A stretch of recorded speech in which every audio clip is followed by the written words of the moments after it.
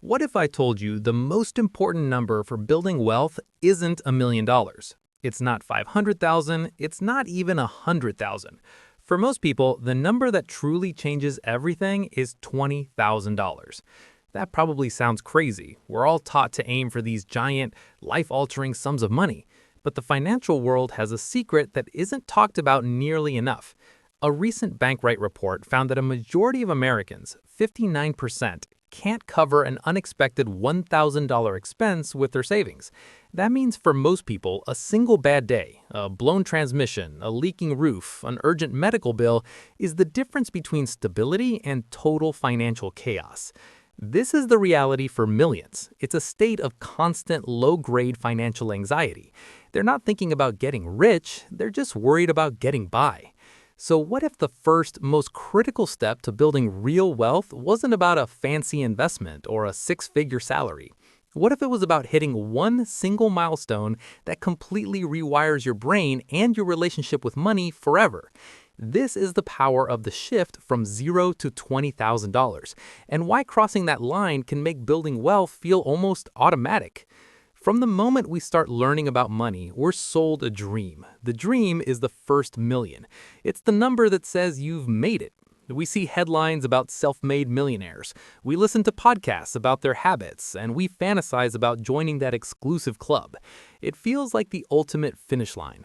But for someone starting with nothing or someone buried in debt, that goal is so far away, it might as well be on another planet. It's so abstract and intimidating that it's just discouraging. When your bank account is hovering near zero, thinking about $1 million feels less like a goal and more like a cruel joke. This is why so many people give up before they even start. They try to save for a month or two, see how little progress they've made, and decide it's impossible. This is where we get it all wrong. Look, financial freedom isn't one giant leap. It's a series of smaller, crucial milestones. And the very first one, the one that acts as a launchpad for everything else, is reaching $20,000. It's not just a number on a screen, it's a profound psychological turning point. It's the moment you stop playing defense and finally start playing offense with your money.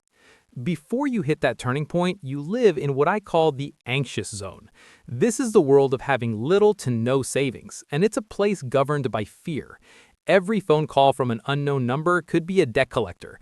Every time the car makes a funny noise, your stomach just drops. You live with a constant nagging awareness that you are one emergency away from disaster. This isn't an exaggeration, it's a statistical reality for a huge portion of the population. In this zone, your financial mindset is purely reactive. You're not thinking about long-term goals, you're just trying to survive until the next paycheck. Your financial plan is basically just plugging holes in a sinking ship, hoping you can bail water faster than it comes in. When you're broke, everything costs more. Overdraft fees, high-interest credit card debt, late payment penalties.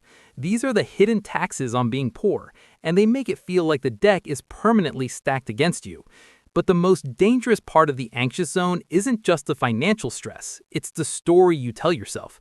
You start to believe that saving is impossible for you. You think my income is too low or my expenses are too high. You see your inability to save not as a temporary situation, but as a permanent character flaw. And that belief, it's a trap. It keeps people stuck in survival mode for years, even decades. Breaking free requires a new target. One that's both achievable and powerful enough to shatter that negative story for good. So what actually happens when you hit $20,000?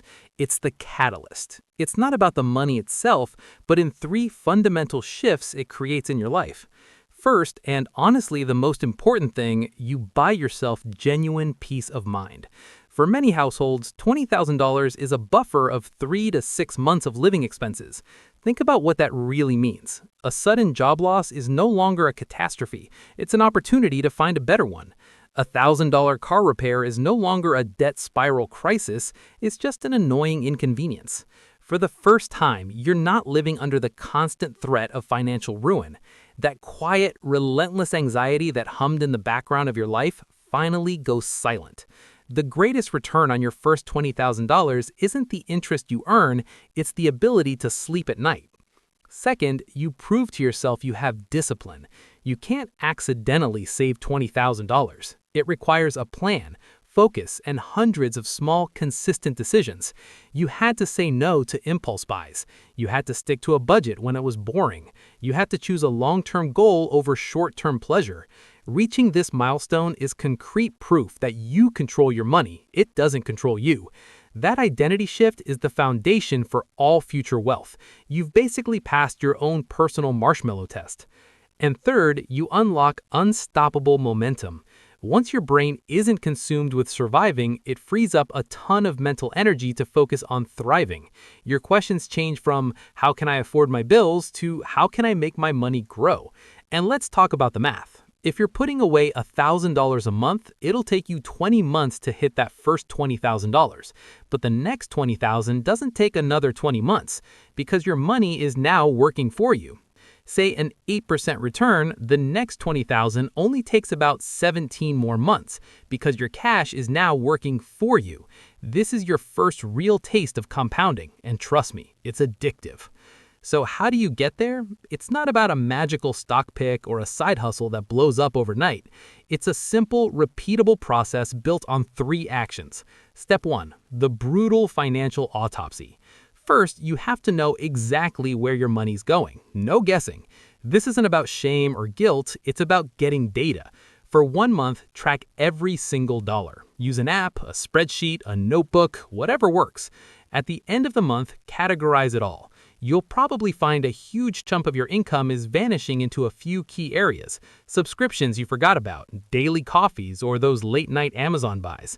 This isn't about cutting out everything you enjoy. It's about finding the leaks so you can decide intentionally where your money should go. Step 2, engineer small automatic wins. The biggest mistake people make is trying to do too much too soon. Don't slash your budget by 50% overnight. Start small and build the habit. Open a separate savings account and set up an automatic transfer for just $25 a week. It's an amount you likely won't even feel. After a month, maybe bump it to $50. The key is to make it automatic and consistent. These small, repetitive actions build the muscle of discipline and momentum before you have a chance to talk yourself out of it. Step 3, leverage today's financial tools. Right now, in early 2026, we have a unique opportunity with high-yield savings accounts.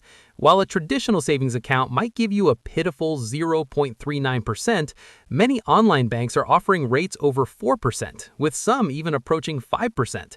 On a $20,000 balance, a 4.2% APY earns you $840 in free money a year. That's your money making money while you sleep. It's your first step into the world of investing, where your capital works for you, making the whole process faster. If you want to make this shift happen, your first step isn't trying to figure out how to earn more money. It's figuring out where your money's going right now. For the next 30 days, track every single dollar. I'll link a simple budget tracker in the description. Don't judge it, just track it. That's your first step on the path from $0 to $20,000. And if you've already passed the 20K mark, share the biggest change you felt in the comments below. Let's show everyone what's waiting on the other side. The journey to financial freedom isn't a mad dash to $1 million. It's the deliberate, disciplined march to the first $20,000. That's the milestone that matters. That's the point where you buy back your peace of mind and prove to yourself that you are in command of your destiny. It's more than a financial number. It's a psychological threshold. This is where the cycle of debt and anxiety breaks and the virtuous cycle of saving and compounding begins. This is where you stop being a passenger in your own financial life and finally grab the steering wheel. And from there, you can go anywhere you want.